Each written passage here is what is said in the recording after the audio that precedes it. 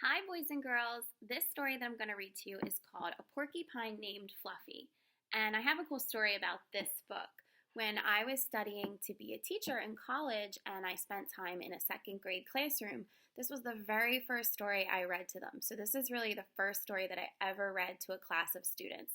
And I'm so excited to share this book with you today. Here we go. It's called A Porcupine Named Fluffy.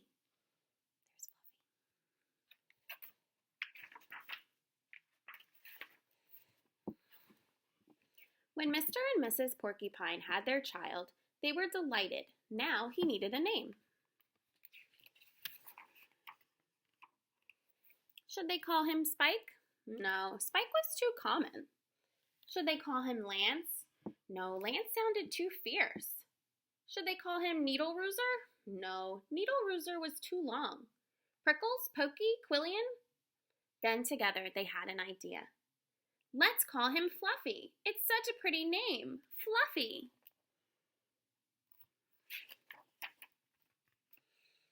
But soon there came a time when Fluffy began to doubt that he was Fluffy. He first became suspicious when he backed into a door and stuck fast. That was not a very Fluffy thing to do.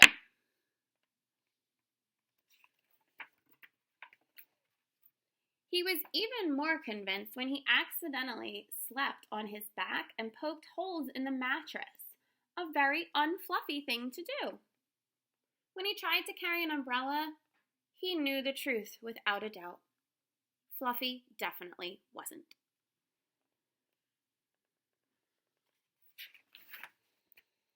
So he decided to become fluffier.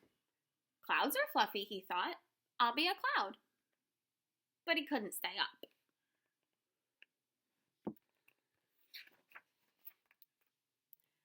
I know, pillows are fluffy, he said. I'll be a pillow. But when his mother sat on him, she was not pleased. He tried soaking in a bubble bath for 45 minutes, but he did not become fluffy. He became soggy.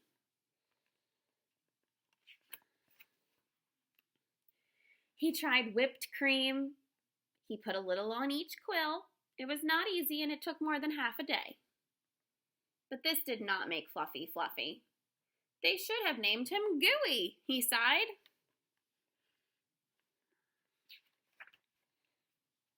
He ate a lot of fluffy marshmallows. He rolled in shaving cream and feathers.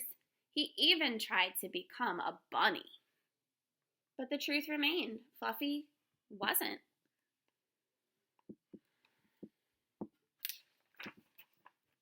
One afternoon, Fluffy set out for a walk, trying to think of ways to become fluffy. Before long, he met a very large rhinoceros. Grrr, the rhinoceros said, I'm going to give you a rough time. Fluffy didn't know what a rough time was, but he didn't like the sound of it at all. What is your name, small prickly thing? Asked the rhinoceros unkindly. Ooh. Fluffy, said Fluffy.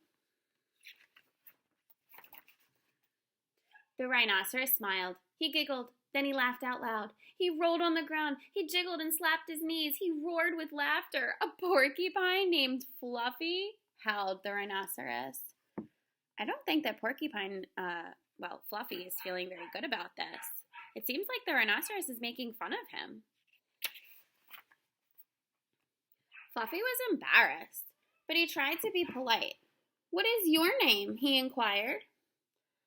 I can't say it, giggled the rhinoceros. Hubert, suggested Fluffy. Oh, help, I just can't say it. I'm laughing so hard, said the rhinoceros.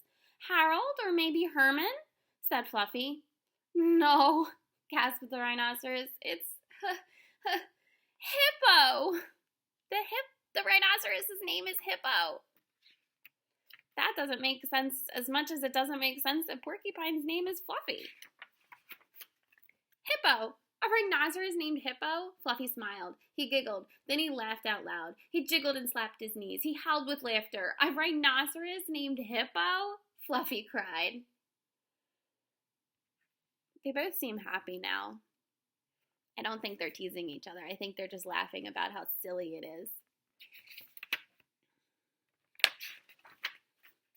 A porcupine named Fluffy, a rhinoceros named Hippo. It was almost more than they could bear. Hippo and Fluffy rolled on the ground giggling and laughing until tears came to their eyes. At last they lay exhausted on the ground. From that day on, they were the best of friends. And Fluffy didn't mind being Fluffy anymore, even though he wasn't. I love that story, don't you? I think it's nice that they became friends and they realized that sometimes things don't make sense and our names are unique and special to us. And we definitely shouldn't make fun of anyone because of their name. All right, boys and girls, it was nice reading with you. Bye.